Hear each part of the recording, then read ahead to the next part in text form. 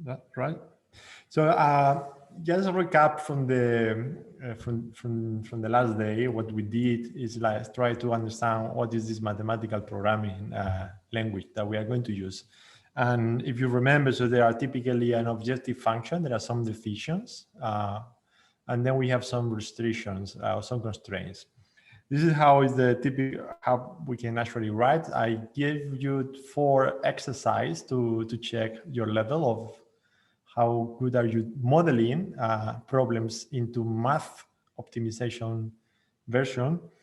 But I told you like, well, there are different ways of representing this nomenclature. So this is probably a bit more extensive, this one, but so you can have this type of nomenclature, like you have something general, an objective function, could be linear, non-linear, concave. We will see today some basic definition on that. You also have a set of constraints, right? And even more compact, so you can see an optimization problem like this, right? Like this one, and still is an optimization problem where X is representing this set of constraints, and also, for example, in this case, so it's representing all this set of constraints. Okay. And I told you this is very common nomenclature with application to so many problems. And I'm just showing here like 2 different problems, but they share the very similar optimization modeling. So you have this large number of drones that you want to coordinate just to write things in the sky, like 2020, Happy New Year 2021. But and also you probably can optimize what is the best route for this drone just to do this whatever they want to do. But something similar you can do with electrical buses, just to check what is the best route through in a city, right? So those problems looks like very different, but actually they will share very similar mathematical structure. The same, for example, if you want to understand what is the best way of interconnecting different countries, like in electrical transmission lines or gas lines, whatever. So you can also think about optimization problems, or even when you think about how you share the bill of a dinner, you maybe are not okay with sharing everything equally, or maybe you are not okay. Of course, you pay what you eat, but if you share food, so things are not straightforward. Another problem is, for example, how you schedule the charging of electrical buses and how you coordinate patients in operating rooms. These 2 problems actually looks like pretty different, but actually they are sharing a very similar mathematical structure. And before going some definitions, I want to create this big picture of what is mathematical programming. So mathematical programming also have some connection with machine learning. Basically, machine learning needs a lot of plenty of methods that they have been developed for mathematical programming. Statistics also have some theory and simulation, but there is something very important here. What is a predictive and prescriptive analysis? Maybe someone of you wants to mention what is the main difference between predictive and prescriptive?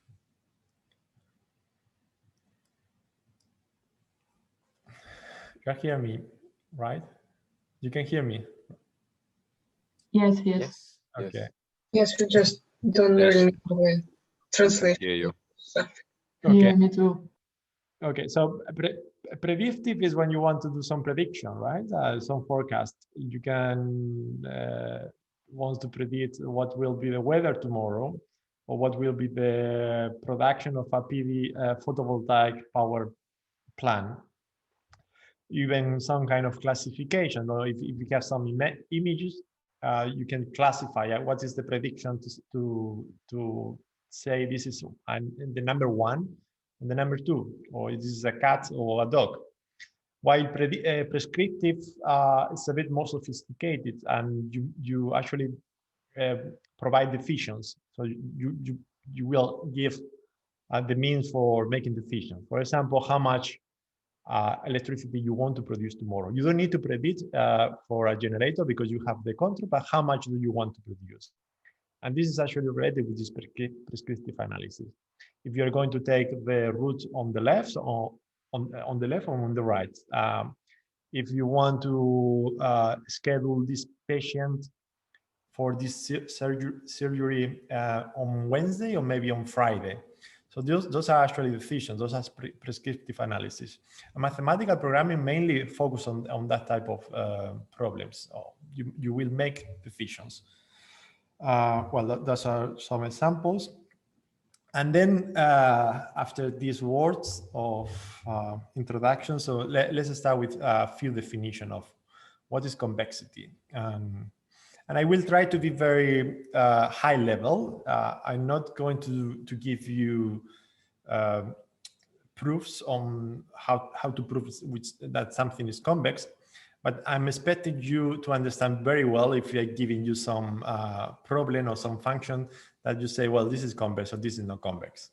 Of course, you will need some tools if this function is very, very complicated, but I will tell you how to do that. So I want you to have some intuition about how to see a problem and then say, well, this problem is convex, and this will have some property that I probably will like. So why we are interested in convex problems, right? Why so focus on that? Greta. I don't know, basically because they're easier to solve and to write too. Okay, mainly because we will have nice property. We will provide certificates of globality, like this is the best. Remember in optimization, we discussed like we want to find the best, and the best we're defining with some objective function. And this give us some certificates of, well, this is the best thing that we can do. And let me start with a function. Like I will give you samples in one dimension, 1D. And if I think this is probably clear for all of you, just a recap, if you have a function, when it's convex and when it's not convex. What is the meaning of having non-convexity or convexity? So, you know, I'm sure you know, like when you have a convex function like this one, I don't know how it looks like this, the analytical expression, but we can see this is convex. We can guarantee that we will have a minimum, we can find a minimum global. While when the function is nonlinear, sorry, non-convex, so we are not able to probably to guarantee that we are finding global minimum. Okay, so how we were defining the function is convex. Basically, we take in the domain of the function means like where the function can take values. So if x, so if I take in 2 points of this function, I call this x1 and x2. So the convex combination means like all the points that are in between these two random points in this function. Yeah, this is x1 and this is x2. Yeah, so they always will be above. This is the always will be above of the convex combination of the valuation of any point x1 alpha plus 1 minus alpha x2. Right. So this point, this is how it's evaluated the function in this new point. Let me put like x bar, and this is what is the value of the function in x1, and this is in f2. Basically, you know, like you have this type of shapes, and this is kind of basic definition. And you are familiar what is a convex combination. We are going to use this later. Okay. And when you have a one-dimensional function or maybe a multi-dimensional function, you were able to calculate when a function is convex. You have some tools, for example, like if the function is. David, can Yes. I have a question? Yeah. So visually on this graph, what convexity means is that any point, a value of function in the point is always less than the corresponding point on this straight line in between x1 and x2. Yes. That's right. Yes. In other words, f is always less than the corresponding linear function. Yeah, something like that. Yes. Okay. Yeah. And it have to be for any pair of points. So you can if you have something like this, so you're ready. It looks like convex, but it's not convex because there are 2 points. Well, of course it's not convex. Yeah, of course. Yeah. But the definition of convexity is given by this. So we know that we have tools that can help us for checking convexity pretty fast, like the second derivative when we have one dimension, or the Hessians when we have the input of the function is a vector with more than one dimension. But the Hessians, they become quite big when you go to multiple dimensions. Yes, yes. So it's probably not the best way of checking. Probably not the best way of checking, yes. So I'm going to give you some properties. So sometimes we can look at some properties, and the combination of, so for example, some convex functions, you will see that this is always convex. So that are the proof that I'm going to skip here. Yeah. Because this is the thing that probably in an optimization course you learn how to prove that kind of thing. So but with Hessians, like for example, with a one-dimensional function, you check the second derivative, and you have to check it at every point of your function, of course. Yes. Yes. And it looks nice, and probably it's possible to do. But when you go to higher dimensions, what means that the Hessian itself becomes like a matrix. And then the number of points that you need to check goes exponentially with the number of dimensions. Yeah. So it becomes impractical for more than 3 dimensions, probably. Yeah. Only if you see like this matrix is semi-definite positive, and everywhere. I mean, as a function. Everywhere, of course. Yeah. Okay. Yeah. Okay. So another concept which is important, what is a convex relaxation? Okay, and this is probably not something classical in calculus in engineering program. So a convex relaxation basically is another function which typically have the same domain. So the domain of this function, let's say it could be infinite, it could be from, let's say, from 1 to 10, whatever is the domain. And it is always lower bound. It is always lower bounding the original function. Okay, and this is convex because this is why we call convex relaxation. For example, this is a convex relaxation of this non-convex function in red. I can create another convex relaxation. For example, this one also is a convex relaxation. So let me pull f tilde. It's a convex relaxation of this original function. David, I have one more question, which could be important, actually. I don't know. So how about the functions which have like a break? Well, not a break, but like a cusp, like when the first derivative breaks. So for example, module x is kind of convex. It is convex. But the second derivative is not quite nice everywhere. Yeah, that's right. That's right. This is because this is one very good example why the tool of having this derivative is not always enough.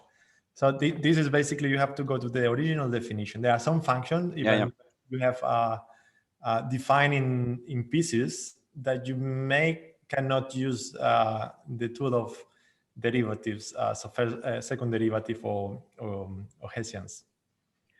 Yeah. So why I was saying that is when I looked at your convex relaxation, I thought that like intuitively, I actually know nothing about convex relaxations, in fact, but intuitively, I think that you would like to have a function which is convex, which you substitute your function with. That's right. And then, for example, by looking at this figure that you have intuitively, I would say that I would probably prefer this blue one to coincide with the red at both ends.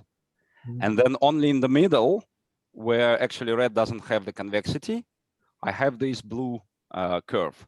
And what that means is that I will be building this convex relaxation out of 3 separate pieces, which are just linked together at those points, but they necessarily will have a break in their first derivative there. And that's why I was asking that convexity still is kind of there, despite the fact that the second derivative goes crazy at some points. Mm-hmm. Yes.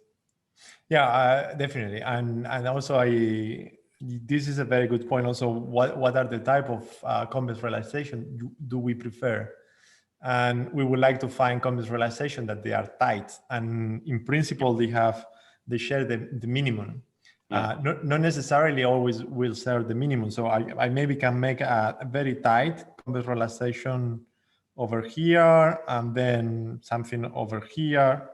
So this is too much line here, right? Let me put in something like this. So I can make this convex realization goes in here. Oh, well, you understand something like this, Yeah. and then like this. Okay, maybe this is too tight in some part, but it's not tight in the minimum. Yeah.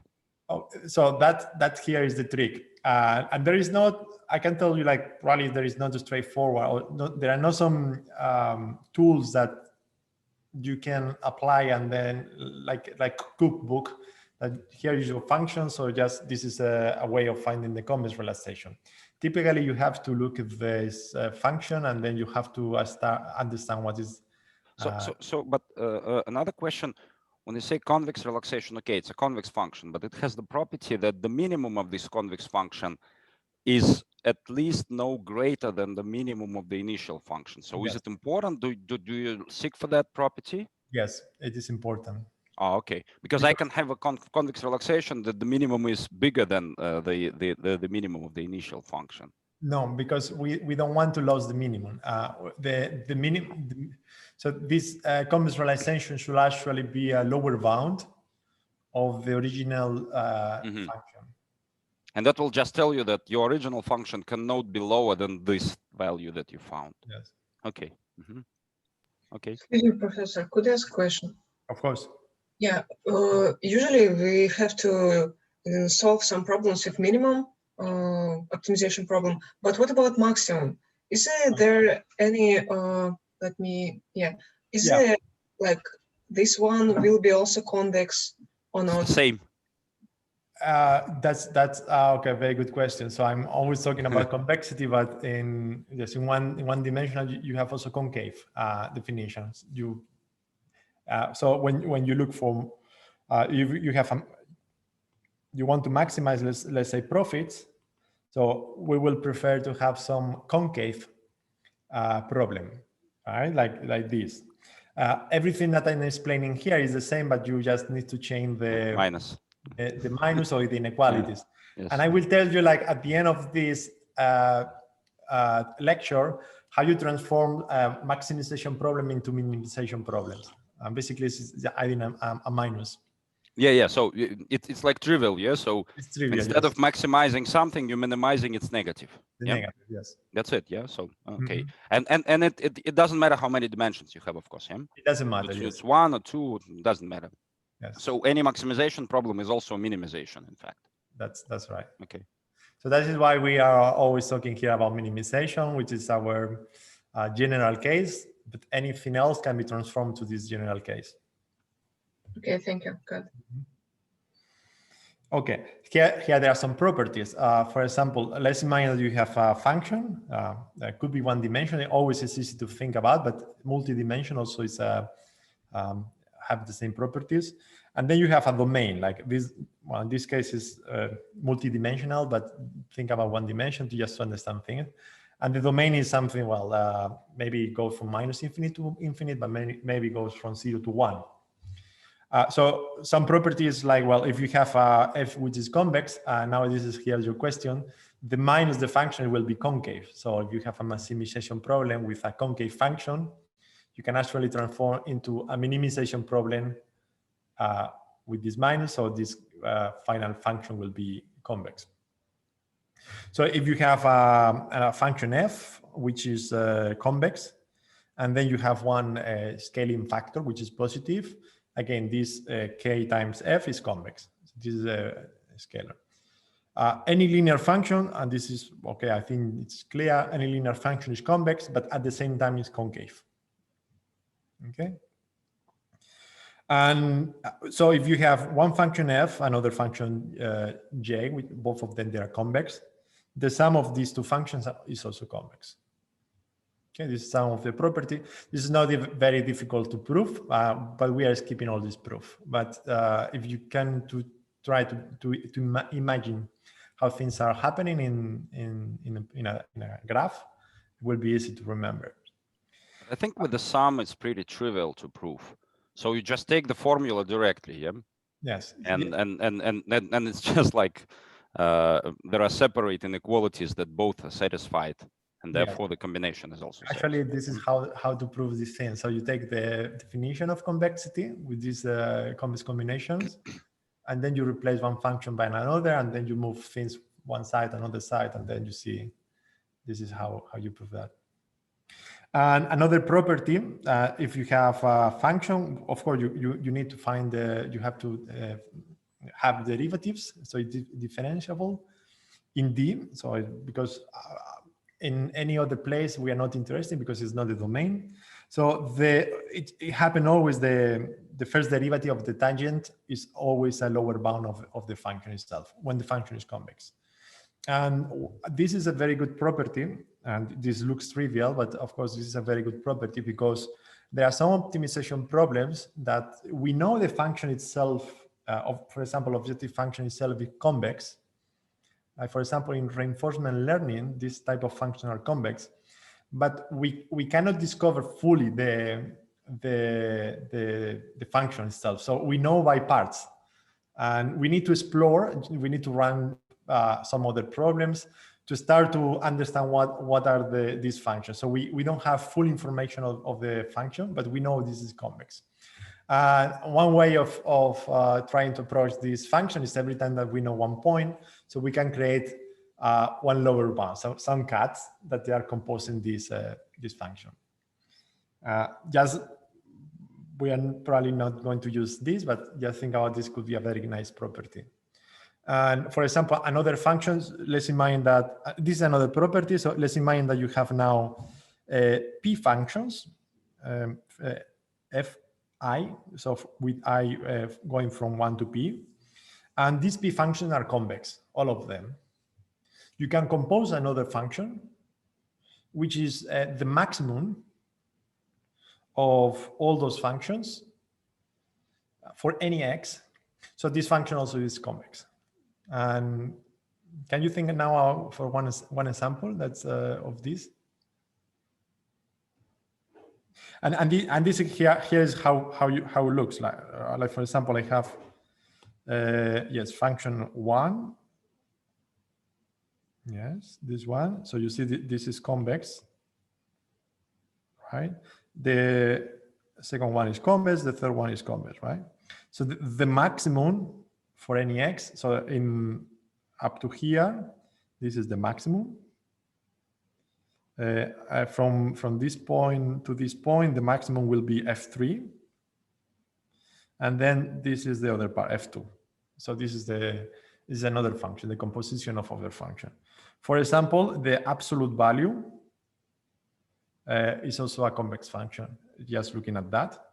Because absolute value also can be writing like the maximum of two functions, which is x and minus x, right? And those are linear, so the maximum are always positive.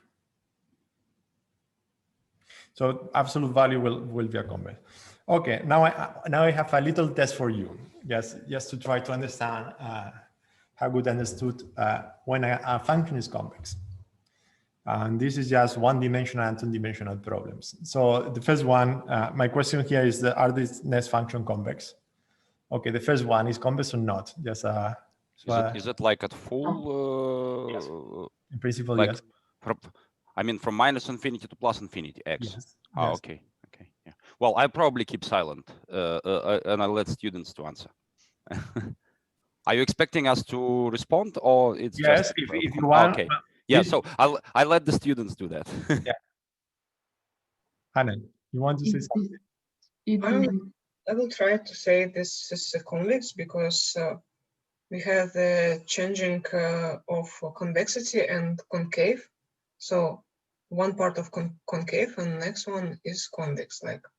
Okay, so you have the you have the cosine, something like this, right? Yes. But you can observe, like, for example, if I take in these 2 points, x1 and x2, so the convex combination of these 2 points will be always below to the part. This is concave, so I cannot say this function is convex because some part will be concave, some part will be. Yeah. Oh, okay. Okay, we consider only convexity. Yeah, of course, only convex. So and actually, it's gonna be the different every time if we're gonna use the different points. After x2, probably x1 will be a bit further, up to the period. So if you're changing something, it's not gonna be convex. Okay. For example, yes. Now, Anna, again, question for you, just to continue. So, is the second function convex? So, is the minus cosine of x with x going from the domain of these functions goes from the x goes from minus p half and p half. Is this function convex? Just a second. Let's wait. So Sam is gonna be changed the direction. Something will be above, something will be under the curve. So it's not convex also. David, I actually have a suggestion. I don't know, maybe you have it already, but for students, once they define, plot those functions, all of them, in like 1 and 2 dimensions. When 2 dimensions is going to be surface.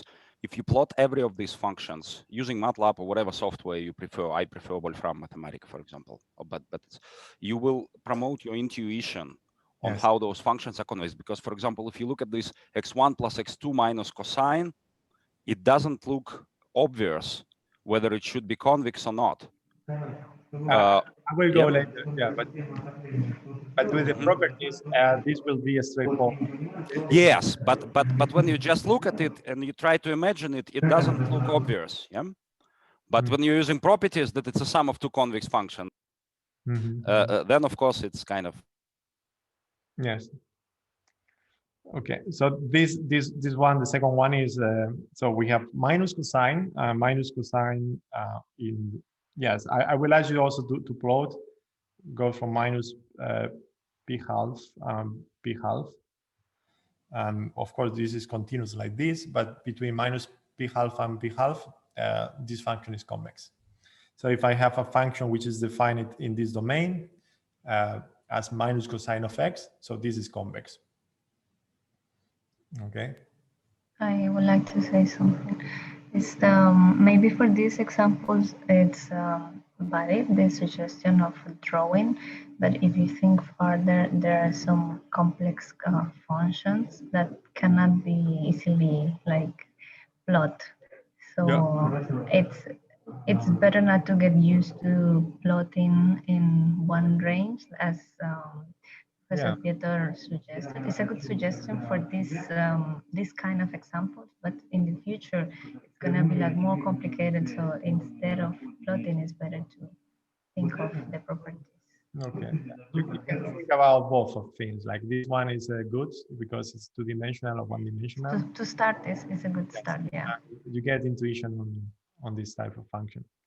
The third one is convex because basically yes, I'm scaling with a factor 30. It's not minus 30, so I'm scaling the previous function, and anything which is scaled with a positive number, so will be always convex. This one is convex. It's clear. Also, it's concave. It's 2-dimensional, but this is a plane. This one is also convex. It's typical paraboloids that. Yeah. This one, okay, here when Pedia actually was making the point. So at the very beginning, it's not trivial, but you you need to look at like a small pieces of this function. So you have a function here, which is convex and concave, which is linear. And then you have this function with the minus included, which is also convex. So we have the sum of two convex functions. Of course, I have this, it's convex because I have this limit of the values that x can take, x1, sorry. So the summation of these two functions are convex as well. So that's a good idea. And the last one is convex without plotting. No, because it's concave. not Yes. Convex. So David, but this property that sum of two convex functions is convex is okay, but the sum of two functions which are probably non-convex can actually be convex, yeah? It could be. So for this, probably the right answer, at least when you just look at it and say, is probably that we can't say, yeah? Just based on this, okay, one function is concave, another one is convex, but they are of different variables. So we are kind of not sure, yeah? Or is it a rule that it's necessarily non-convex? In this one, I can tell you it's non-convex because you have in x1, and this is one direction, you have a convex function. Yeah. Then, yes, and then you have. So when you, yes, I want you to just to look some function and then say, well, this function is convex, and if the function, if you cannot ensure that, it doesn't mean like the function is non-convex. Yes, exactly. That's what I was saying. Yeah. Then we need to, for example, in this is two-dimensional, so you can use Hessians and then check if this is semi-definite positive. Yeah. Okay. Yep. But this one also, yes, you have something which is in x2. Well, you can plot that, right? So you have x2, x1. In x2, you will have something which is convex, and s1 you will have something which is concave. And I don't know how to intercept these two things, right? But yeah. Okay. So it's going to be like a surface, which is not very easy to kind of understand. Yeah. Okay. Now we move to sets, and sets, remember, typically are representing a region. Like, for example, in two-dimensional, in two dimensions, so this is our typical sets. So there are, in principle, a number of finite or infinite numbers of values. So this is a typical two sets. Typically, they are defined by equations, but even, for example, the real numbers also is a set which goes from minus infinite to plus infinite. Okay, so when we define a set as a convex, very similar description. So we choose a 0.1, we choose a 0.2 within the set. They have to be in the set, and then we calculate. So x1 have to be in the set, x2 have to be in the set. So the convex combination of x1 minus and x2 also should belongs to the set. Then we define this is a convex set. Okay, and it is clear. Like, for example, this one I have on the right is convex.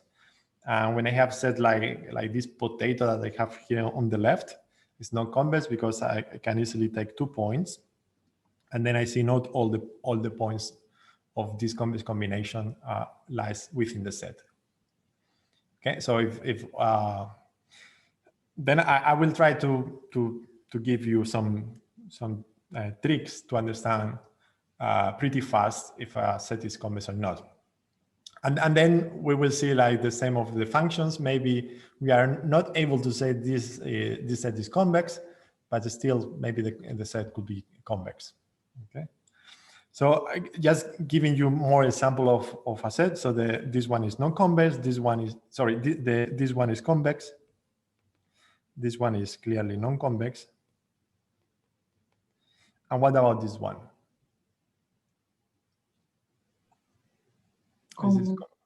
Non-convex. It's non-convex, yes. Why? Why? Okay, good question. Because this set includes the interior and part of the boundaries of the frontier. So it's including this, but it's not including this part, right? For example, this part, Okay. and this part is not including. Mhm. What is the mean of that? It's like if I'm taking 1 point in here and 1 point in here, x1 and x2, the convex combination will be not within the set, original set. So this is not convex. How you can spot this type of problems when you have inequalities that they are straight. For example, S1. Let me write as a more formal set. So we have a set which is two-dimensional, xy, and then is defined like this: xy minus 4. Okay. So you see, this is a circle, circle with the center in 0, and you have a radius of 2, but the border is not included, and this is non-convex in principle. So when that is why always you see like the majority of the problem you find with the less equal or greater or equal. Okay.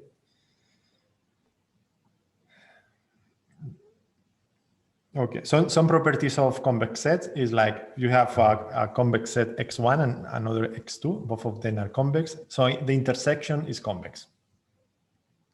Okay, for example, I have this convex set, and then I have this convex set.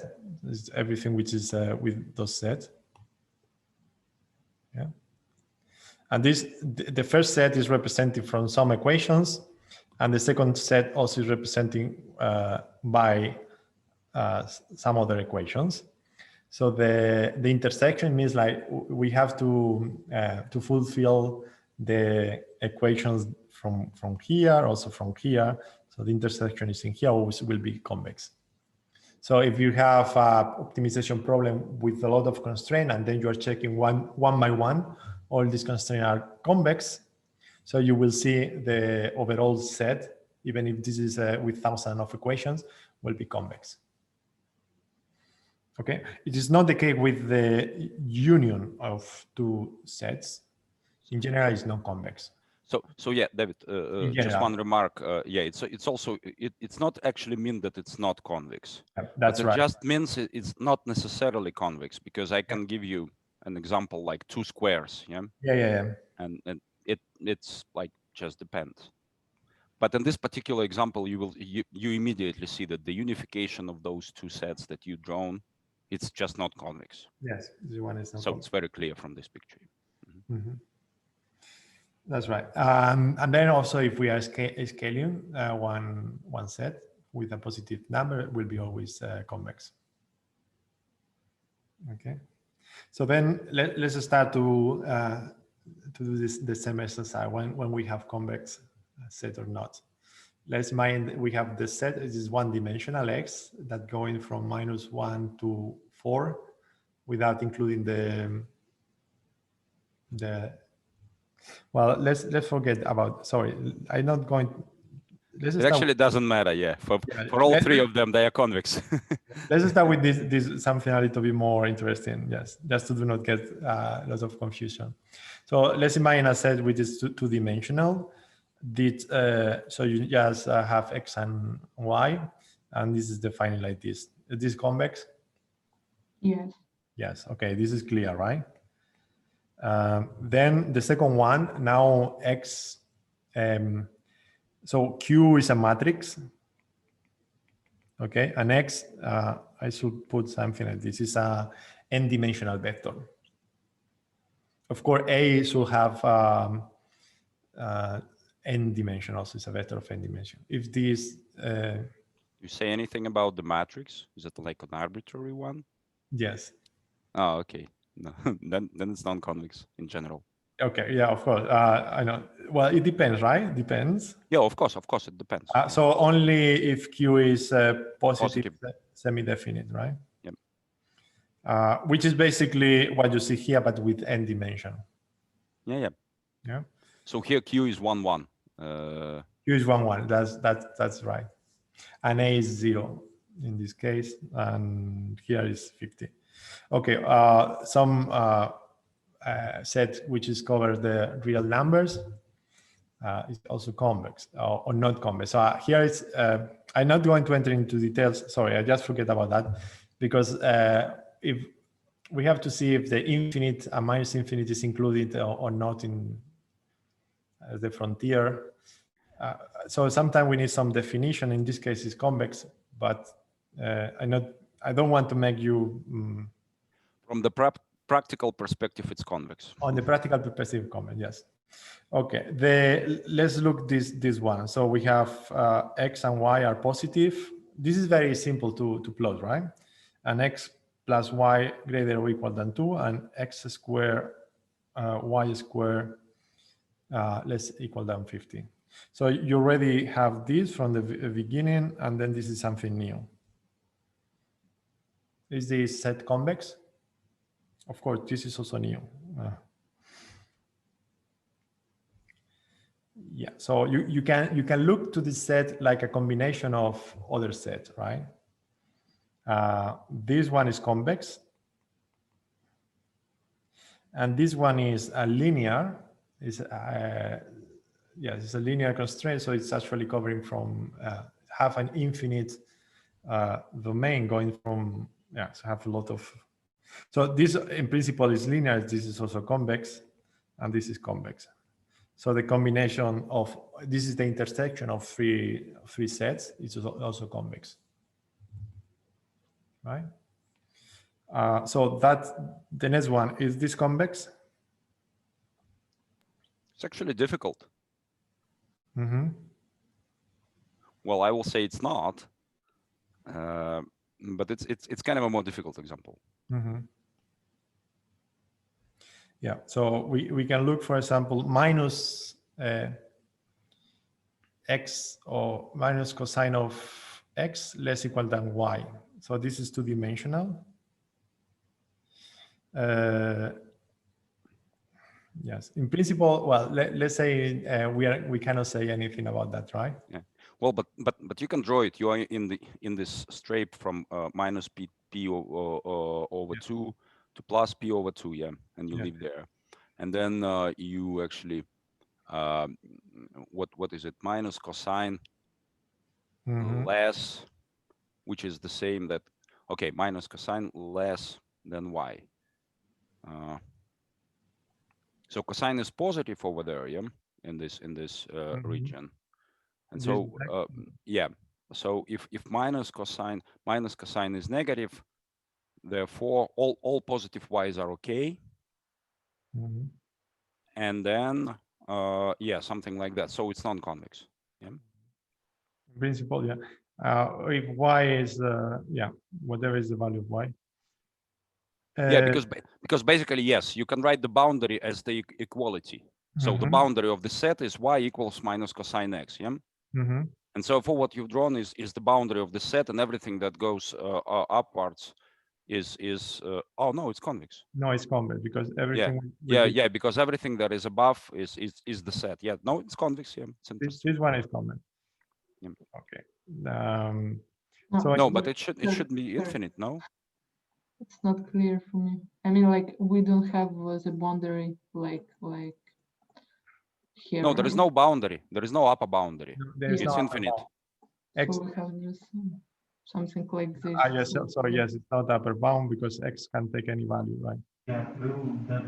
Y can take negative. Yeah. It's kind of open. Well, because y should be bigger than minus cosine x, and so if y is, I don't know, 1000, then it's satisfied. But it's convex, at least the way. Probably you can write it as a okay. If you write it as a union, it probably won't help you. Yeah. The other option we can write. Let me try to introduce. Yeah, if you write this minus cosine of x, and then we put minus y less equal than 0. So you see this is a combination, the summation of two convex functions. So this is convex, And this is also convex and concave, but this is convex. And this type of problem, so when we have some convex function less equal than 0, this will be always convex. Mm-hmm. Oh, not really clear for me. Not in the plots, but yeah, not in the plots, right? I mean, like mathematically, I understand, but not in the plot, really. yeah. So let's imagine. Yeah, it will be convex. We assuming that we will have always some feasible value. It's not empty. Of course, like for example, in this case, if y is less equal than is less equal than -10, so this set is empty. So we have not feasible solution. Mm-hmm. Okay. This is related with one concept which is called epigraph. And an epigraph is basically you have a convex function, whatever is the function, and then you have some. Let's assume that this function is between these limits. This is the domain, and then we create a set based on this convex function, which is with some upper bound. So the epigraph, it's this set. So you have a convex function, then you have a limit, and this is always convex. There is a way for proving that. I'm not going to enter into detail, but basically a very fast way to understand when you have a convex set, you have inequalities. It have to be less equal than some fixed value, and whatever is in the left, you have to be convex. Mm-hmm. Okay, so you can imagine, yes, any other function. Yes, in one dimension, this one is convex. The absolute value is convex, and then you create a new. You create from this function. You create a set that will be always upper bounding this convex function, and this is always convex. So David, also probably it's important that the inequality is less than 0. Yes. And not bigger than 0, because if you, for example, use the other one, then the set is going to be the one below that cosine, and it's definitely non-convex. That's right.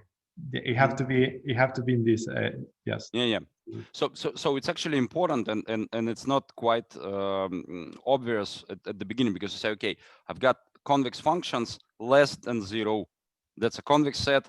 If the convex functions are bigger than 0, that could be anything. Mm-hmm. That's right. Okay. Yeah. Okay. So that could be one of the tool that you can use. Just look when you have inequalities. Looks that left hand, everything is in the left hand side, and look, this is if convex or not. Okay. The last one is the same of this one, but now I'm imposing that x have to be integer, an integer value. It is convex.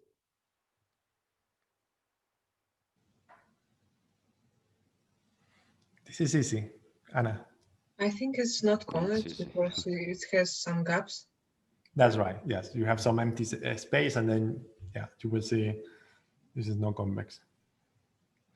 Okay. But David, just one remark as well regarding this last. In this case, yes. Yeah, because it actually it has actually 3 parts. Yeah, this set. But if you limit x not with pi over 2, but with something less than 1, 0.5, the set becomes convex, because it's just a piece of line. Yeah. That's right. Yes. Okay. Yeah. Yeah, but for this one, p half is 1.5 something, right? So we are including this -1. Yeah. It actually, this is actually 3 lines inside of this cone that we just saw. Yeah. Mm-hmm. This set. Okay. So similar to and this is more interesting than convex realization of a function, a convex realization of a set. Okay, so what is a convex realization of a set? Is again another set which is convex, and it contains the original set. That's important. So we are not missing any possible feasible values. So this is always convex realization. How we can build this convex realization? Sometimes analytically. So you have to look what are the expression, and then we always try to find what are some limits of this function. And this will have a nice properties, because if we try to find a solution of a problem that is replacing this non-convex set or this non-convex space by the convex realization, we can have always guarantee. I will give you in a few slides more. We can prove we have certificates of globality. So it means like this is a global point, a global solution, and it's also within so we are solving this blue problem, right? We are using this blue set. We are solving the problem with this convex realization, and we check that the solution that we got is feasible, means like that this is easy. So we check it is in the original space. So this is also a global solution of the original problem. Okay, so that is one of trendings that we have in the last years, trying to find tight convex realizations that can represent non-convex nature of some equations or some physics laws or whatever, right? So David, but is it important that it's a kind of a corner point? So if I, for example, I can find the global solution that is somehow inside of my initial non-convex set, and it will provide me the answer in this case, yeah? Yeah, it's not many of those convex realization are not tight, right? So this is a convex realization, and even probably we can have some convex realization which is tight in here, and maybe not so tight in here. Yeah, but what I'm asking is that when you solve, for example, an optimization problem and say that your variable lives in this non-convex space, and then instead of that you say, okay, let me solve the same problem, but just allow my variable to live in a bigger convex space. And then if you find that your solution allowing your variable to live in this bigger space, but your solution is still somewhere inside of your initial non-convex region, then that means that you have found your solution. Yes. It doesn't have to be the corner point. Yeah. No, of course. Sorry. Yes, it could be here. Yeah. Yeah. That's right. Yeah, it could be anywhere. Yes. And what we cannot guarantee if we have a solution of a convex realization problem.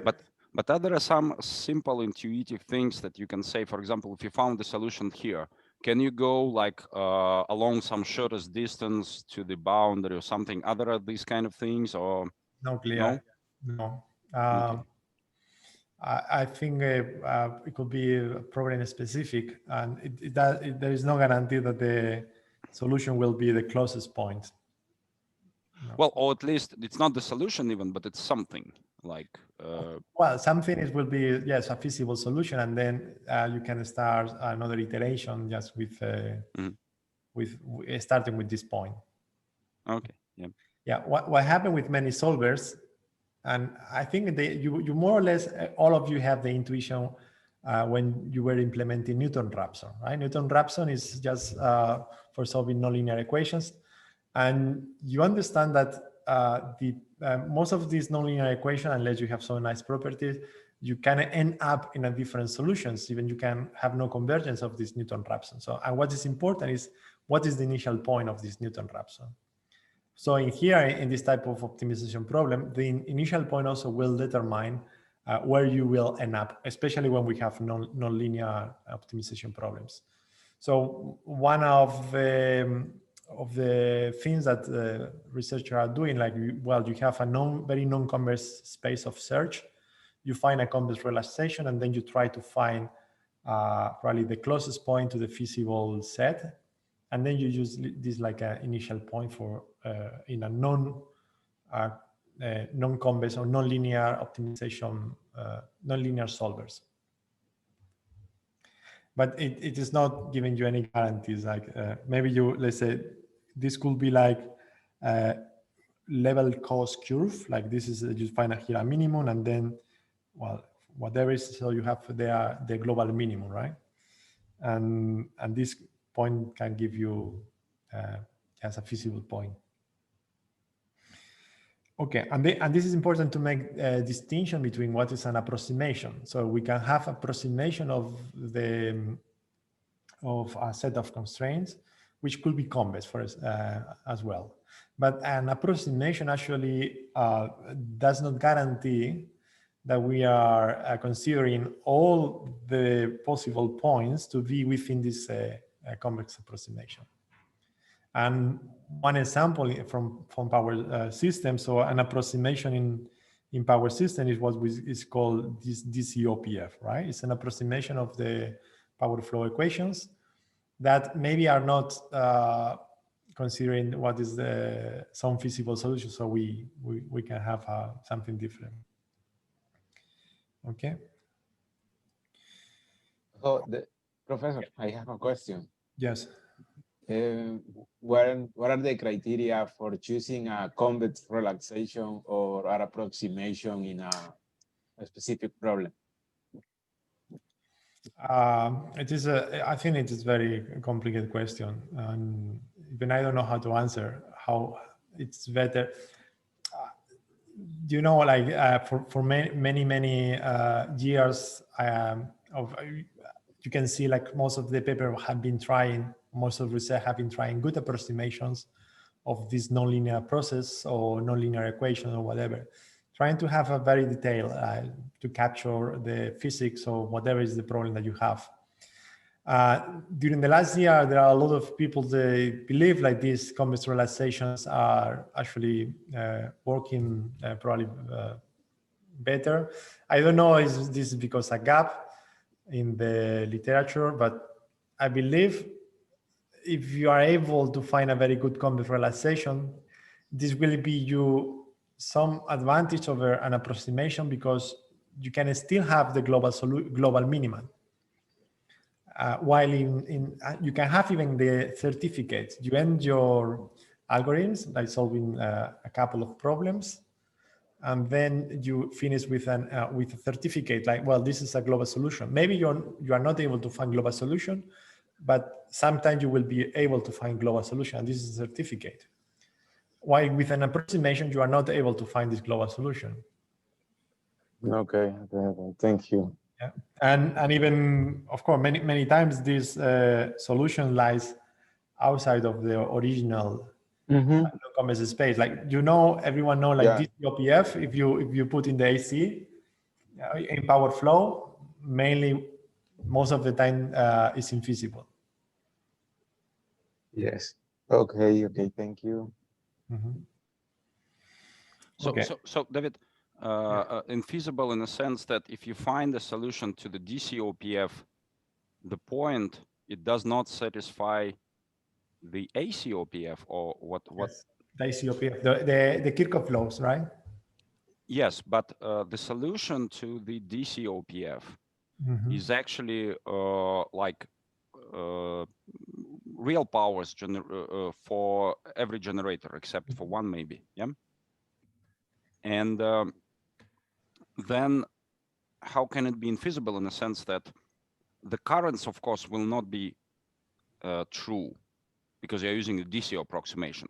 Yes. But if your solution is just a set of P's, yeah, and maybe Q's, then of course, well, it could be infeasible for AC, but I wouldn't say that it's usually the situation.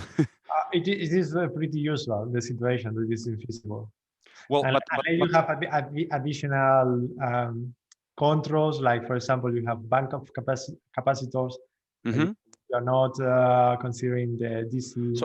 So you have some degrees of freedom just to adapt this mismatch. But so actually, this question is important because it's already going to practice. So when you find a solution to the DCOPF, and again, your solution is a set of P's, P1, P2, P3, where 1, 2, and 3 are generator numbers, yeah, and probably Q's, or maybe no Q's but just PV buses, whatever. And then when you say it's infeasible, what that means is that if you use these P's and the loads, then there is no solution for power flow equation. That means that you are under this voltage collapse condition. Is that what you're saying? No, first I can give you, for example, yeah, think about only P's, active power. In P, there is no losses. So all the production of the generator, active power, will not cover even the losses. So you I see. Well, but if you allow for one slack bus. Okay, no, then of course. So if you are giving a degree of freedom, so you are able to find feasible solution. Well, not necessarily, because this is the question. Like because either you are under the condition of insolvability of power flow equations, or you are under the condition that you are not actually formulating them correctly. Because for power flow, you cannot fix every P, of course. You have to give the freedom at least one P, or you can somehow redistribute the losses. You can specify. And it's kind of interesting what will happen if you have a solution to the DC OPF, whether it's because you are, if you are directly transferring this solution to the AC, is just, well, I would say it's a bit of a stupid thing to do because of the losses. But it's very much different when you say, okay, I will allow some slack buses and I still don't have a solution. This is a different case. Yes. Which means, it could happen. Could happen because what is power flow? It's a simplified version of the optimal power flow, where you have limits constraints or on the transmission lines. And if of course, I mean, like if you have a power flow and then you have PVs and PQs selected accordingly, that you will have enough degrees of freedom, you will find a feasible solution for just power flow equations. But it doesn't mean like some line limits will be. That's another story. Yeah, that means that even if under the DCOPF solution those limits were respected, then it's very likely that under the full AC solution those limits will be violated. That's right. Okay. And even think about if you have very large a big generator, the slack, and this is far away from the rest of the. Of course. So that's kind of the intuition for this problem.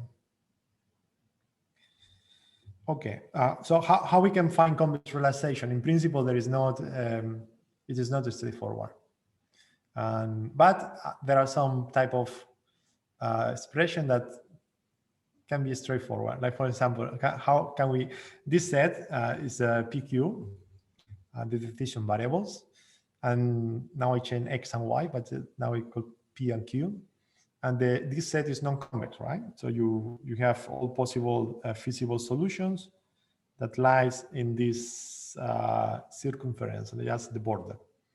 And this is non-convex. So how can we get convex realization of this set? We'll just include all the points inside here. That's right. Yeah. So we can. That's right. Okay, yes, we have this less weak one.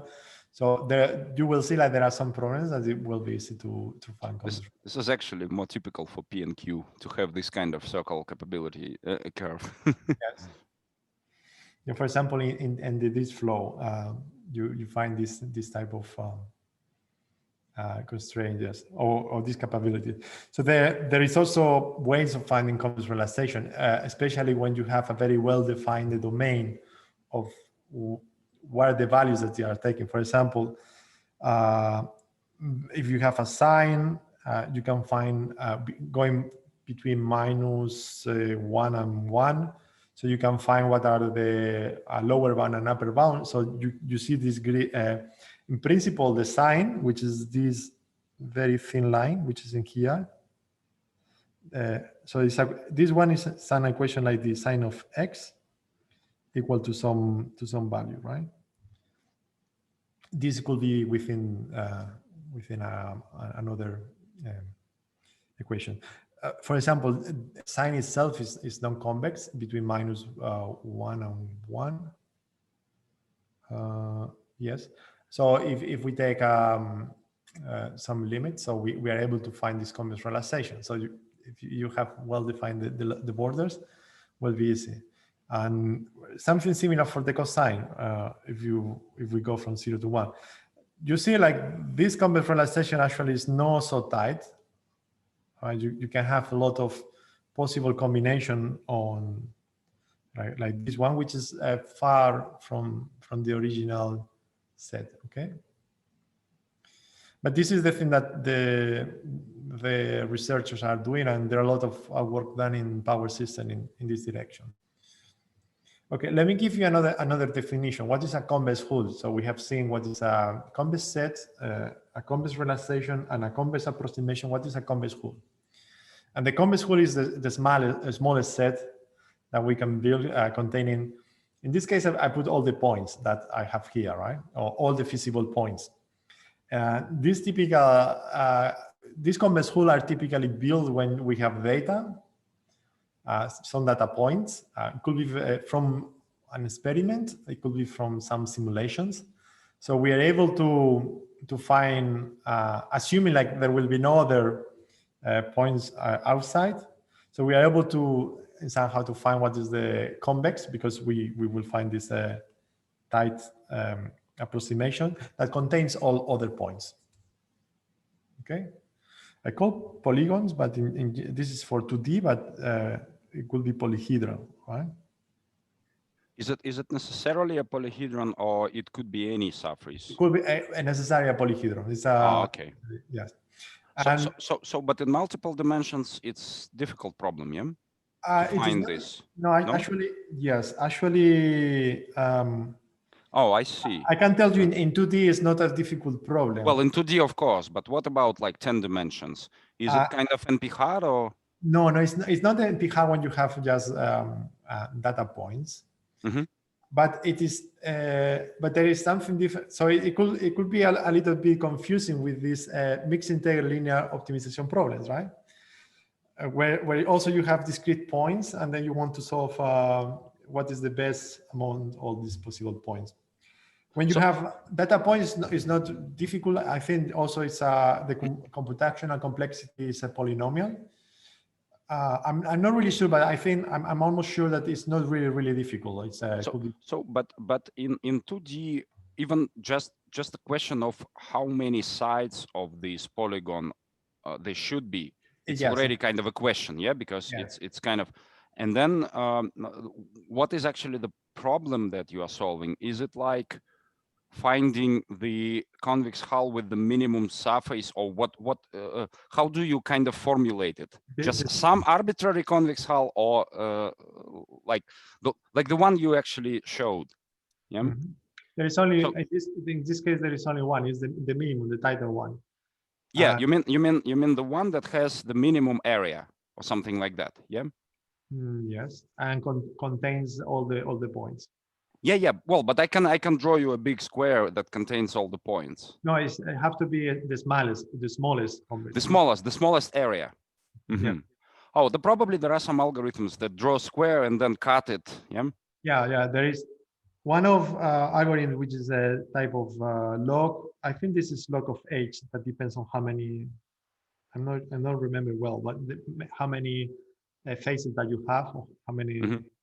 So basically, you find into this, like you find like the maximum here. You have the maximum here. Then you have the maximum here, the minimum here.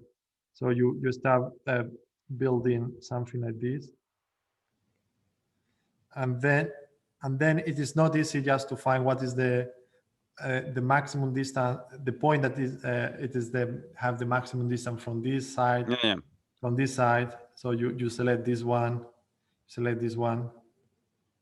So you start to refine this. Yeah. And this is pretty fast. It's called a quick hull. And this is one of the algorithms that is already in place. And I think it's also standard for more than 2 dimension. Well, I expect that it will be fast in multiple dimensions as well. Yes. Because these are just planes, and Others just trying to you start with some point, and then you try to look the maximum angle, and then you move to the next, and so on and so forth. Okay. Yeah. Okay.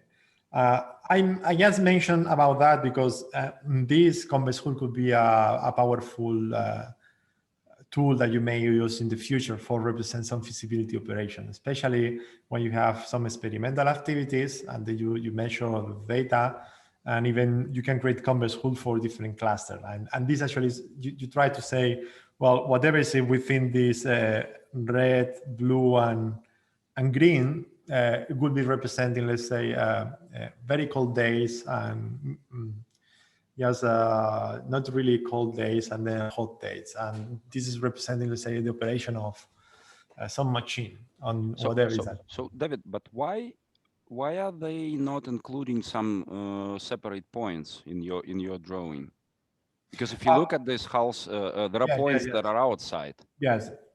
No, that is an example that this was from, I took from one paper, I don't remember, but they wanted to take probabilistically, they want to choose like I see. I don't remember, something like 98% of the smallest one, but 98% of the right there. So of course you can get additional version of this convex hull. And this is something also can be very powerful. This is some work that I did with some college, that we observe like there is some correlation between this. Okay, let me start what I'm plotting here. So here I'm plotting renewable energy generation. This is a wind farm in per unit, like going from 0 to 1 at 12 p.m. and this is 1 p.m. So you observe if you have a high production at 12, so you are expecting also to have high production at 1 after 1 hour. So there is kind of, you see here, there is kind of a positive correlation between 1 hour and the next hour in these two particular hours. And this is real data that we took. We just plot in per unit, just in a scale of 0 to 1.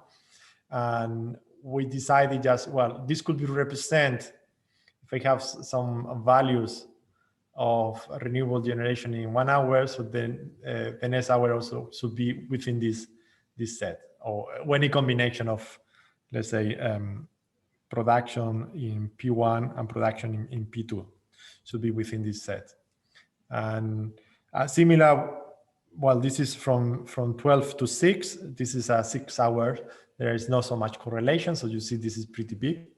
Also, we see like from bases, like nodes that they are close, you can also observe some positive correlation. So if you have a neighbor with have PV production, you are expecting to have also PV production unless you have a cloud. And this is the thing that we observe. And then you can even use this. It's a very powerful tool. So very simple how you can model this convex combination. Remember, I told you how to write a convex combination of 2 points, but you can also write a convex combination of n points. Let's imagine that you have each of these points you call u, I, and yes, and this UI can have a 2-dimension, 3-dimension, n dimension. So you want to make a combination of these all points that you have observed. So this is giving you another u, so it will be here, such as the summation of alpha I have to be equal to 1, and then alpha I have to be non-negative. So this is all use, and this is representing, for example, a set. So this is a data-driven set. Like we are creating this data-driven set. So this is U and, sorry, I forgot U and alpha, right? Alpha is a chain. Okay, this is rather general. And then convex hull in, I will come back later to this. What is a convex hull in mixed integral linear programming problems? Remember the graphical interpretation of a linear problem is a set, this is 2D, it's a set of linear constraints that they are representing some domain, and typically is a polyhedron. And when we have integral diffusion, means like X have to be integer. So it means like this is a 0, this is 1, this is 2, 3, 4. So the domain of this optimization problem is just in these points, right? Okay, what is the convex hull of mixed integer linear optimization problem? Again, it's the minimum or the smallest set, which is linear also, and it covers all the feasible solutions. So in this case will be this one, then this one,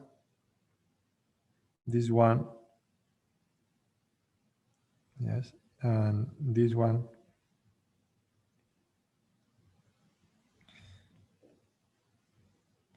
Okay, this one is the convex hull of a MILP. And then you can imagine, we will come back later next day, that if you solve a linear optimization problem which replace the original set of feasibility by this convex hull, the solution will be always in one of the vertex and actually will be the optimal solution. In this case, the optimal solution is in here, right?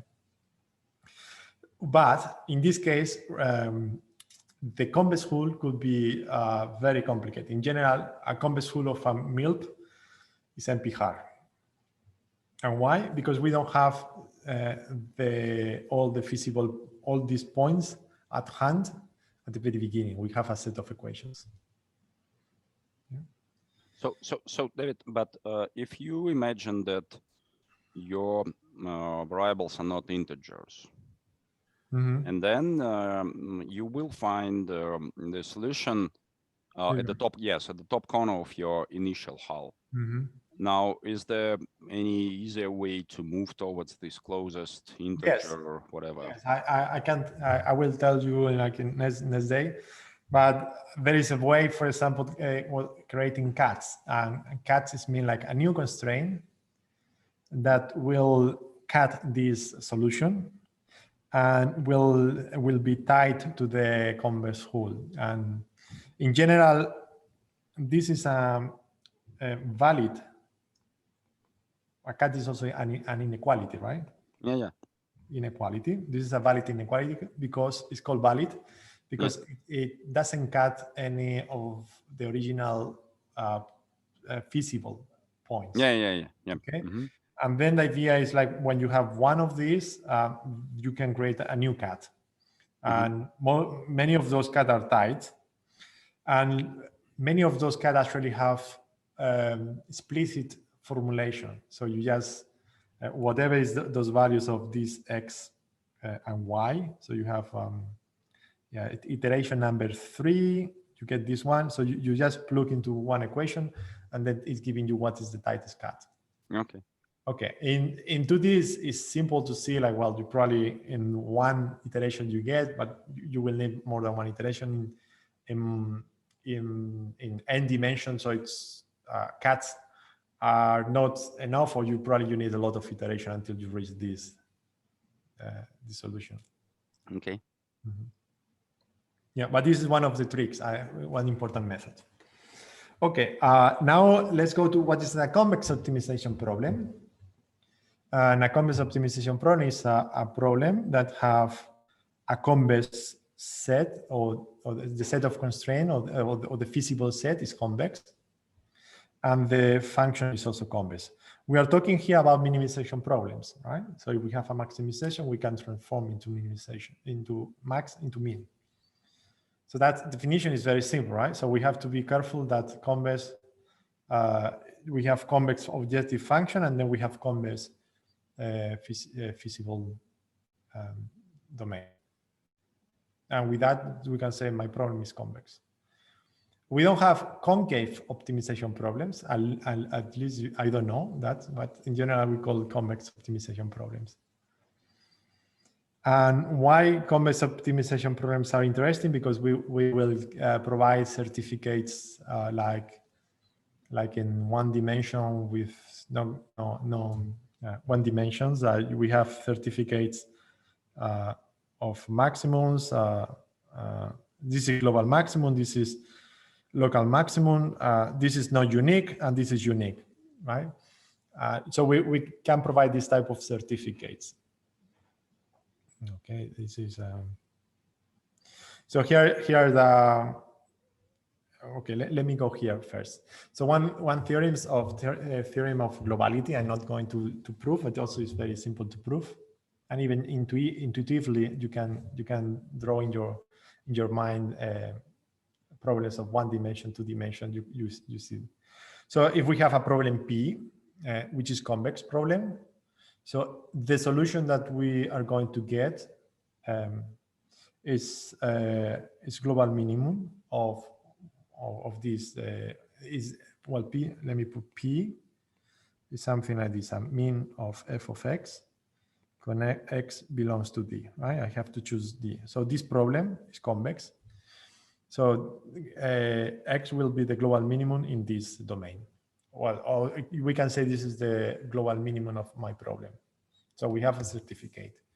And we can prove uniqueness. So with that, we don't prove uniqueness, but we can prove uniqueness if we say like the objective function f is strictly convex.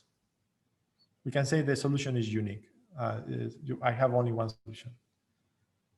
Okay, and well, think about a very simple problem like 1 dimension x is between 1 and 2, and then I have yeah, I have this problem.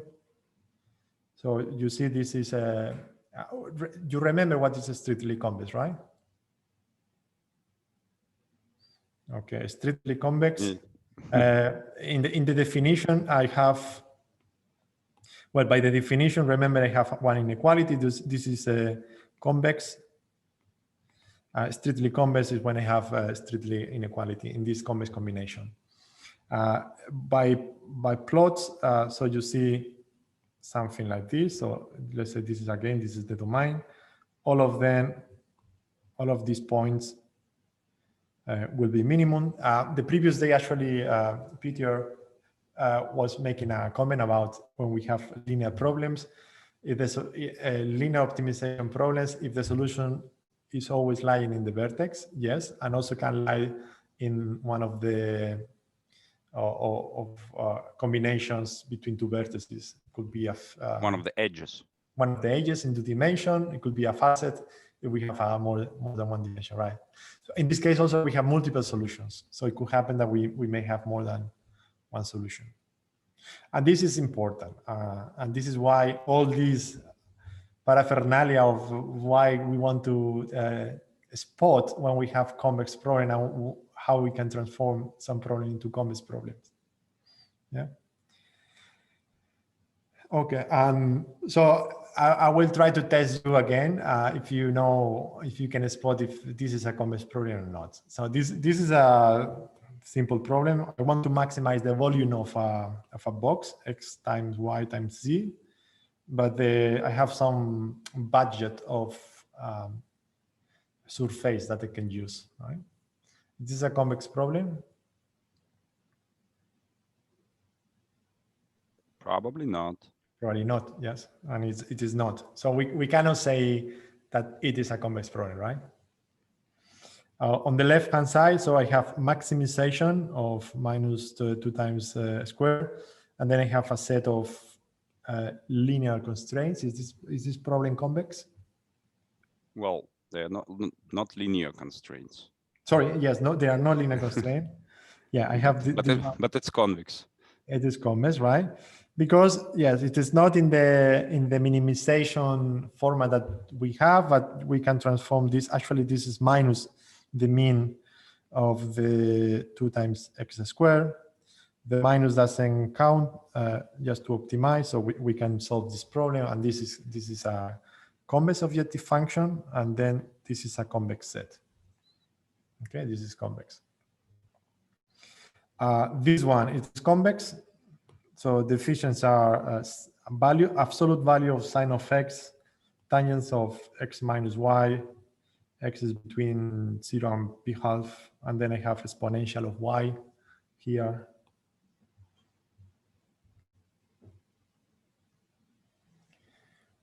Well, I don't know, actually.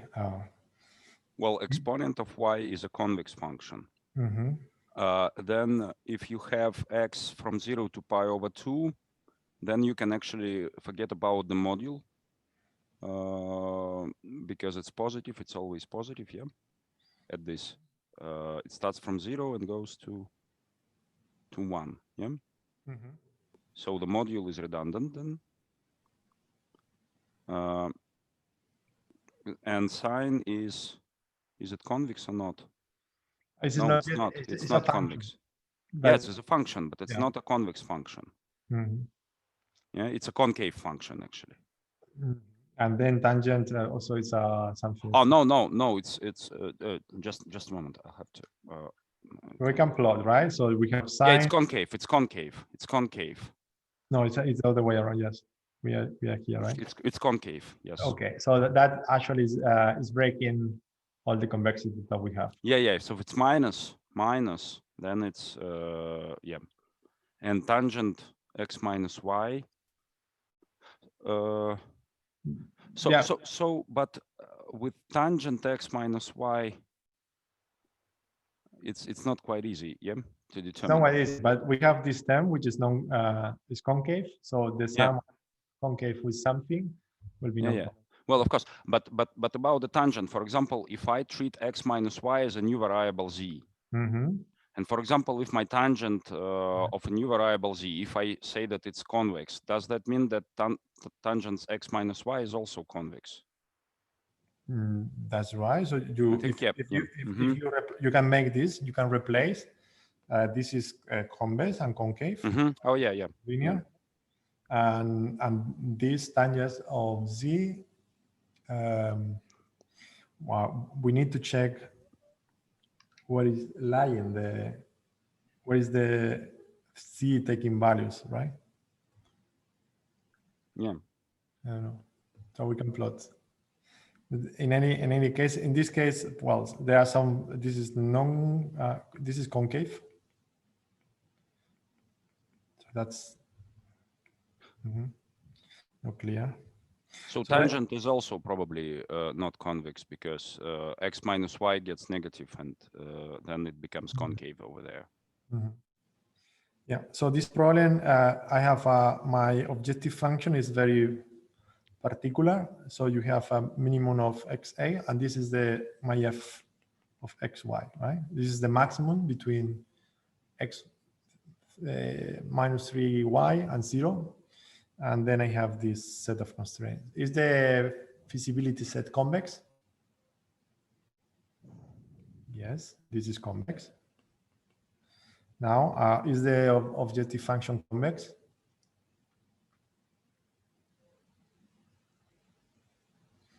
Yes. Yeah. So the problem is convex. Okay. Even this looks like really trivial, but this is convex. Once again, so this problem, I have yes, a linear objective function. This is linear. This is linear. So this problem is convex. And actually, I want to tell you something about that. What is the solution of this problem? So I have x and y have to be non-negative, and I want to find the minimum of these 2 times x and 3 times y. In principle, I want to take them at the value of 0. Okay, but I'm imposing that x and y have to be equal to 1. So what is the solution of this problem? Epsilon equals to 0 and x equal to 1. It's not the other way around? What, sorry? It's not the other way around, like x equal to 1. So the cost will be 2 times 1 will be 2. And then y equal to 0.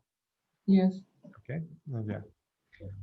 Okay. Then you look this problem, and it is exactly almost the same, but I just changing a equal by strictly less than 1. Is the problem convex? Yes, because it's linear inequality. But I'm not including the bond. Yeah, and well, but still, the set is convex.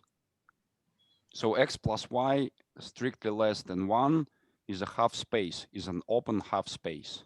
Yes. Mhm. And it's a convex set.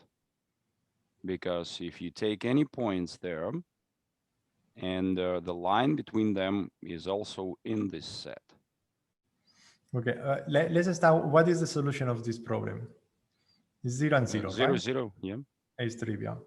What if I'm just changing? I can. Oh, this is a plot. What if I'm changing this by this? Bigger than 0. Bigger than Okay, 0. that's interesting. So is it? What is the solution of this problem? Does it have one? No, we don't have. The No, 0 is not. we don't. The Yeah, zero yeah, is because not you know. included. Yeah, but it's actually interesting because you can take any arbitrarily small values for x and y. And you have one better, another better solution, right? Well, yes, and you can always say, okay, I just decrease them by whatever. Yeah. So you can say like, well, this could be, I take this value, but I can always find a better. Yeah, of course, solution of for course. that. So, but what does that mean? That means that the problem is infeasible. No, the problem is not infeasible because this point is feasible. It means like this actually. Yeah, I mean, but it's not the solution. Yeah, so it doesn't have a solution. Yes. And what is the reason? So we cannot. This problem is non-convex because of the strict inequality. In principle, but why it's non-convex?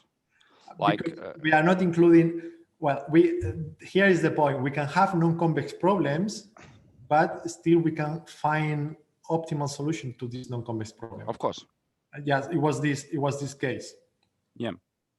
And so my question is, why the strict inequality means non-convexity? Because if I kind of start applying the standard convexity test, so for example, x plus y less than 1, strictly less than 1.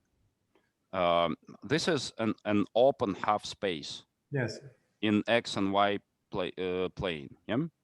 Mm-hmm. This is just an open half of the plane, and I can take any points from there and connect them with the line, and all the line is also there. Mm-hmm. How does the fact that I don't include the boundary of this half space, how does this break me my convexity of this set? Yes, I think that this part is by definition just to have convex problems. What happened when you have this? Yeah, you are not reaching the limit. Never. So it's like the set should be closed in a sense that in order to be convex. So open set is just by definition non-convex. Yeah. Yes. Because it's not quite clear, because it was clear when you showed this square example, when you include some of the boundaries but not include one. But if you just show us an open square, there is no easy way to visually detect that it's non-convex. Yes, there's no easy way. Yeah. Yeah, so the point is here, in principle, when we see like some strict inequality, we have to be careful because yes, it could happen that we may have solution like this problem, but we have to. But it's non-convex right away. If you have a strict inequality, then already you say it's non-convex. Yes. It's just like okay. Okay, and this is a bigger problem, but I'm not going to enter in detail. You are familiar with that, the deed flow, right? And the problem itself, there are some reformulation. Everything is convex, but well, there is this type of constraint which is not convex, and then you can make some convex reformulation with. What is this constraint, David? What is this constraint? This is related. This is connecting. L is the square of the current, and W is the square of the voltage. David, sorry, can we go back to the previous slide? Yes. So with the last function, when we consider the second case, when the last inequality is also strict. Okay. Like this, yes. So yeah, so just greater. So in this case, we do not have minimum, but we can find infimum, right? Yeah. Yes. So infimum will be the same as minimum for the previous problem with non-technical. Yeah, okay. Okay, I just want to give some intuition. I don't want to go to so many details. It's yes, kind of very. But it's a good way to understand the concept of infimum. Yes, yes, yes, that's right. Okay. Well, now you again. I just bring in the question why we were interested in convexity, and we have the certificates, and that's something important. And here was another question. You maybe are familiar with heuristics and some particular one optimization. There are plenty of names of heuristics trying to solve optimization problems.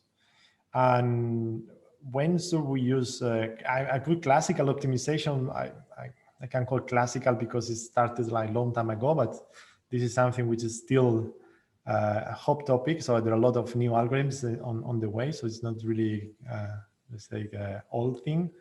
But why should we be interested in using heuristics?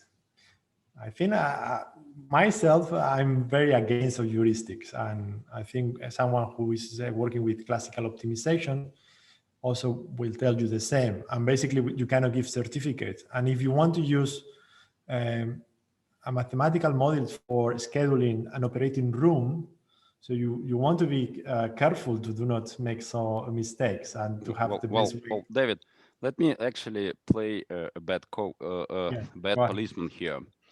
Well, you see, when you say give certificates, you kind of imply some strict math and like something. But the main problem is that the equations that you are using, they are sometimes very crude. And so, for example, when you say, okay, I'm using DCOPF and I can give you a bunch of strict certificates, but their practical value is not very big because the equations are crude. We often see like people using some equations that are simplified, and then they spend pages of papers to try to prove something around those equations very strictly. This just doesn't make any sense because you just castrated those equations without any kind of back thinking, and then you try to prove something very strictly. So it's kind of a double-edged sword. When you say, okay, yeah, I'm using some classical methods, but the models that you're using them over, you typically don't prove that your simplification of those models, they don't actually lead to problems with certificates. Yeah? And this is what, yes, I know, and this is one of, for example, of the reason that people who's working with heuristic is given. Like you can have very sophisticated modeling of something and then use heuristic. Well, this could be a valid comment, but I think like when you start with some simplification, you already know what are the limitations of what you are doing, and then it depends. At least, right? So you understand, like if you solve a DCOPF, you have these kind of limitations. But if you say like, well, I'm going to solve ACOPF with heuristics, so I think for me it's like flipping a coin. Like whatever you are going to get, you say you are solving ACOPF, but you are getting something which you are not sure if this is the best thing that you can get. Oh yes, but then there is also a question: is that what are you trying to achieve? Is that okay, everyone wants to have the global minimum solution. Yes. But strictly speaking, it's impossible to get it. Yeah. And then the question is that you are using heuristics and you get some solution, which is better than nothing. Yeah. Yes. And that's the best we can have. Yeah. And so the fact that it's not the global minimum, okay, yes, maybe, but well, okay, we don't have anything else. Okay, yeah, let's just go. No, I think this is a good question, and I believe like heuristic and classical optimization can be a good marriage. And it is right now some of the algorithms that have been proposed maybe 30 years ago, 40 years ago, like branch and bound. So they are using heuristics for accelerating the method. So basically for finding a very quick solution or something which is very good. but they never finish with the heuristic output. So you probably use this information to fit something which is the classical optimization. You still have these certificates, and I think it's a good marriage if you combine both of them, and they have a lot of potential. And solvers like Gurobi, it's every 3-4 months you have a new version, and they say we have a new record on times of resolution of some problems. The major features that they are implementing are new heuristics for finding solution, but they still rely on the classical optimization. Yeah. Yeah, of course. Yeah. Okay. Sorry, sorry Yes. for interrupting. What does heuristic mean? I mean, like.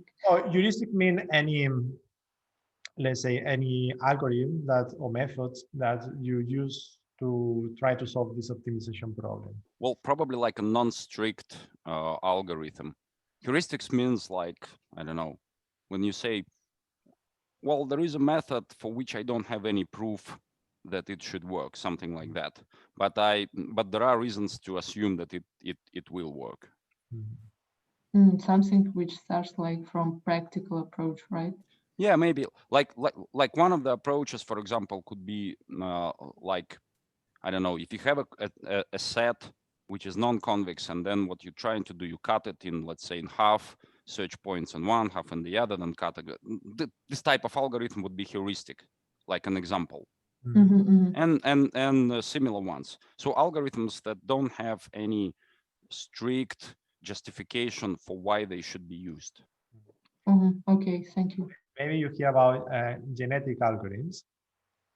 Not really. I mean, like, yeah, I know, but I hear sometimes, but I don't know what. It's a kind of heuristic. It's a kind of, well, you start with one solution, one feasible solution, not optimal, but feasible solution. You have another one, and then you say somehow you make a child, but just some kind of combination. Then you also have some mutations, and this is actually giving you another solution, and you're still doing this thing, and it's supposed to find the global solution, optimal solution of this problem, but you don't have guarantees on that. Thank you. Okay. Okay, I will finish with some few tricks of transformation. They are classical to try to write problems into these standard forms. We are now aware of how more or less spot clearly this is convex, or when sometimes we are not able to say anything about that. So one definition is like two problems, P1 and P2, two problems, optimization problems, of course, are equivalent. If the solution of P1 is also solution of P2 directly, or I can make I can get the solution of one over the other, just with a simple rule, right? So I'm able to get the other solution, let's say, a scaling factor or something like this, without solving another optimization problem. So David, it's actually interesting. So can I, for example, say that, let's say I have the left problem, and the solution is somewhere inside of my set of this where my variable x lives, yeah, and respecting those inequalities, not on the boundary, for example. And then can I say that if I come with the second problem, which is exactly like that, but the set is just wider. Yeah. The inequalities are like, for example, here it's less than 0, and I will say that it's less than 100. I don't know. Yeah? And of course, if everything is convex, if the problem is convex, the solution is going to be the same. And can I say in this case that those two are equivalent problems according to this definition? Is it true? Always have to be, yes. If you always have the optimal solution from yes, it's true. Okay. So yeah, so what? And even you can think like you don't need to have the feasibility domain containing another feasibility domain. It could be different space with constraints. So, but then I can probably say, like, mathematically, the things that you did with drawing this how, remember, you kind of cut the things Mhm. So mathematically, you were actually substituting an optimization problem with the equivalent one. Yes. Okay. Yeah, that's yeah. For example, this is very good example. Like you have the original one, this milk, and then you substitute with the convex. What happened? Like the variables in this problem still are the same, so I will have x, but there are some constraints that are changing. Yeah. It's a bit wider, right? Mm-hmm. Yeah. Well, of course, yeah. But just as an example, This just is a very good example. Yes.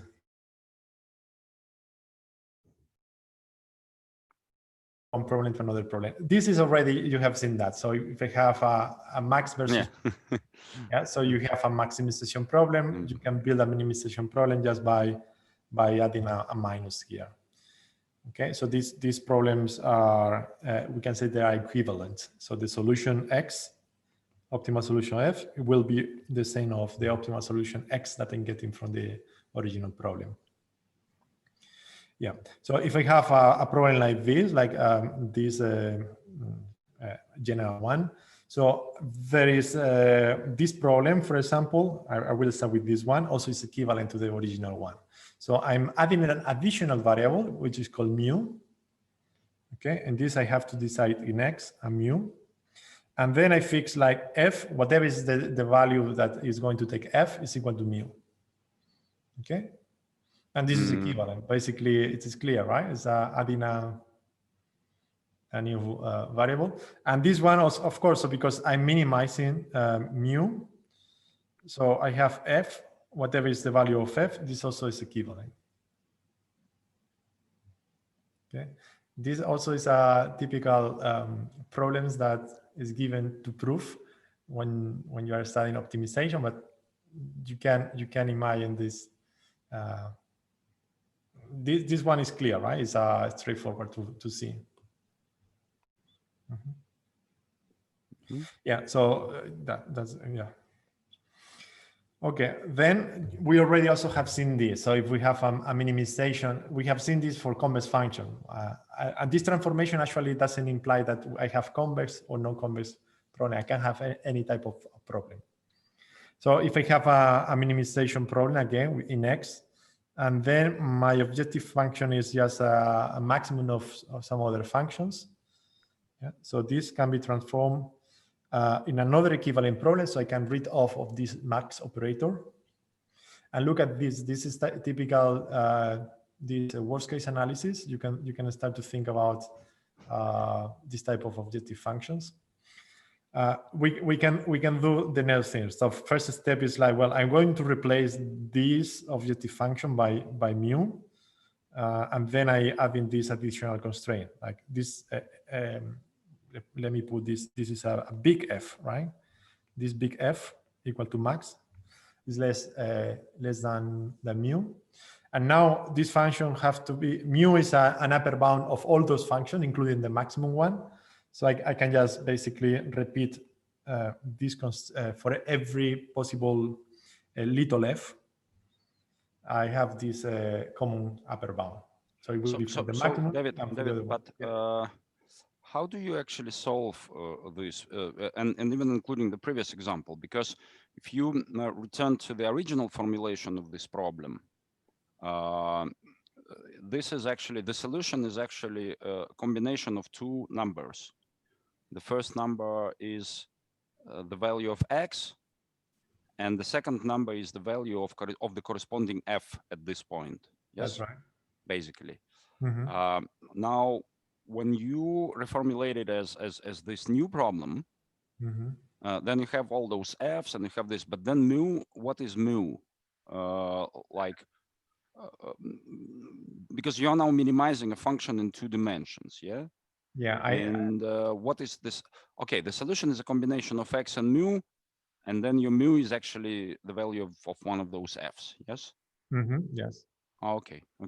Yeah, mu will be always an upper bound of the, so I want to minimize this upper bound of the f. And I will be the minimum. So it's pushing f up to the minimum of the f, right? So because it will be the minimum when x is in the optimal solution. Okay, I see. And from here to here is but can you actually even simplify? I mean, because you can have an equivalent formulation, you can write it as a linear, like CT times extended vector X, which includes mu as one of its components. And because the way it looks now, it looks a bit unusual. Like you've got some mu and you had x's, but you can actually write it as a problem in this augmented space. Where X is just augmented with mu. Yes. Yeah. So for example, from here, I can say, yes, I can have an augmented variable, which is the composition of this vector, and then just a single. Single component mu. Yes. That's right. And so this it's easier to implement, while this one is not straightforward for implementing in these programs. One example, if for example it is the absolute value, like you have the absolute value. This problem also is the minimum of the maximum of.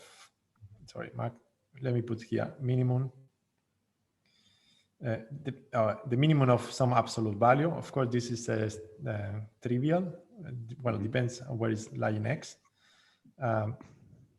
But this problem also can be written like the minimum choosing X of the maximum between X and minus X, right? And then we can replace this absolute value by, well, we choose minimum of F and mu. That, so I minimize mu, and now X have to be less equal, sorry, yes, X have to be less equal than mu, and minus X have to be less equal than mu. Okay. So David, can you probably return to the previous, like the last formulation with F? This one? No. The last one that we just discussed. This one. This one, yeah, with this the bottom one. So so this problem, it is convex if all those F functions are convex or something like that. Yes. That's right. Because the initial problem, it's kind of non-obvious that it's convex. Yes, and this transformation can be done for convex and non-convex functions. Yeah. So with this problem, it's kind of more or less obvious when it's convex. But with the initial problem, it's completely not obvious that it should be convex. That's right. Okay. Okay. Well, here is a similar transformation when you have a summation of different functions. Okay, you want to minimize the sum of all those functions, and then you basically replace this function by another variable. So again, you are augmenting the space of diffusion variables. It's just mu I. They're not functions of X. That's right. Now that is, yeah. Sorry, this is wrong. And this is just mu I. This is a variable. And then now we limit, so we have different limits for every function because we are limiting the function. So this is another way of rewriting this type of problems. Why we want to rewrite this type of problem? Well, for several reasons. Like maybe it's easier to look this type of objective function and then have this type of sets. Okay. This is another example. So you have here another example. If we want to minimize the sum of two absolute values, how you can reformulate this into another optimization problem. You see, in this problem, still I have this SA is for Spanish. It's subject to for the English. So in this original problem, I have only two variables. In this second problem, I have four diffusion variables. And the last one, it's a monotone transformation. So let's assume that you have an optimization problem. This is a general form. And then we are going to transform just the objective function by another function. So it's h. We apply to this function, fx. So we have a new problem. So if this h function is monotone, it means like it's always monotono increasing, right? I forgot that. So whatever is but not necessarily convex. It can be concave. Yes. Not necessarily convex. They have to be always strictly increasing. So the equivalent problem also is the solution that I get in here. This x star will be also solution of the original one. And the typical example, when I have this square root of the sum of individual terms, we are applying. This is increasingly monotone. In this case, it's convex as well, but not necessarily. But the problem of this problem also is equivalent to the original one. And you can think about any kind of transformation. So you just make to start to look at what kind of transformation you can use, just to find some other. Well, but the idea seems pretty obvious just from the general intuition. Yeah. It is obvious, yes, for the general intuition, but you can convexify your functions by doing that. Yes. Can you? You can convexify your function by doing that, yes, because in principle, a square root of something, it's not clear to be convex. Yeah, okay. But by doing that, so now we have a convex problem. So I just wanted to summarize these 5 tricks for making transformation. These are one of the most common transformations. This is actually why we minimize not the norm, but the squared norm, right? That's right. Yeah. And you see also with some logarithms and in some optimization problems. Yeah. For example, when you have 1 over x, so you can make this kind of transformations. Yeah, it's actually a good example when we actually maximize or minimize logarithms instead of the functions themselves. And the reason we do that is in order to get rid of the products. Because if you want to maximize or minimize the product, it's a pain in the neck. But if a logarithm becomes a sum, it's easier. But the underlying reason is that the logarithm is a monotonous function. And that allows you to use that. Yes, and then you end up with a summation of probably convex function, which is also convex. Yeah. Even if they are not convex, it's kind of typically easier to find optimal for sum rather than for a product. That's right. Okay,